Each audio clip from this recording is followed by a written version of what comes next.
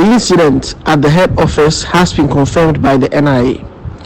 Many persons seeking the Ghana card throng the office daily, and the use of the Ghana card in the SIM registration exercise has compounded the situation.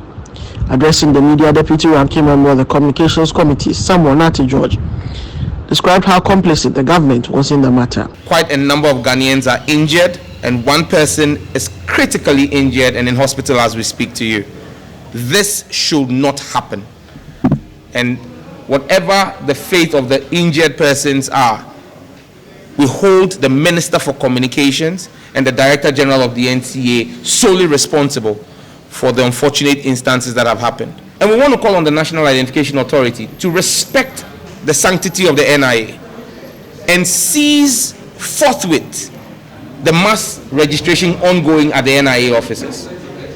They should rather channel their resources to the district offices that they claim they have opened, so that citizens do not have to travel from outside of the region, from across the region, to the NIA offices.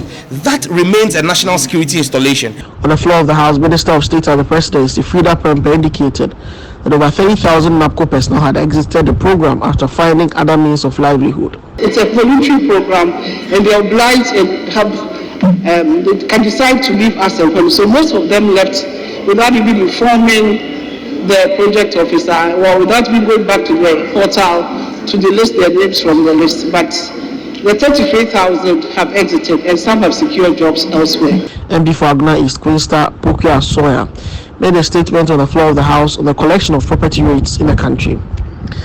Research by Beetle and Esiama, published in 2015, found that property rates contribute less than 0.5% of the country's GDP. It accounted for 14% of the total revenue of local government authorities.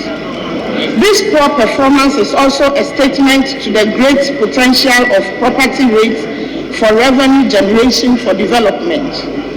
Mr. Speaker, the government of Ghana in its 2022 budget has proposed the centralization of the collection of property rates. To achieve this, a common platform will be designed for the collection of property rates on behalf of the MMDAs. Deputy Minister for Finance, Abdul Sasai, provided clarity on a policy from government to collect property taxes.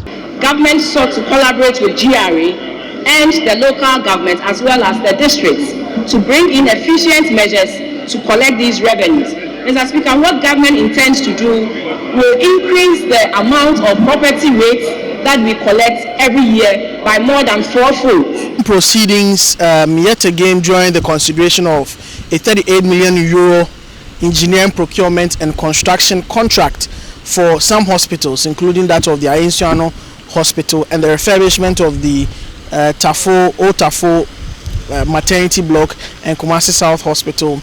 All of that was part of the consideration of the House, but the minority once again this week attempted to arrest the motion due to a lack of quorum of numbers. But after counting and suspension of the House, the Speaker ruled that indeed there was actually the required numbers to pass that resolution of the House.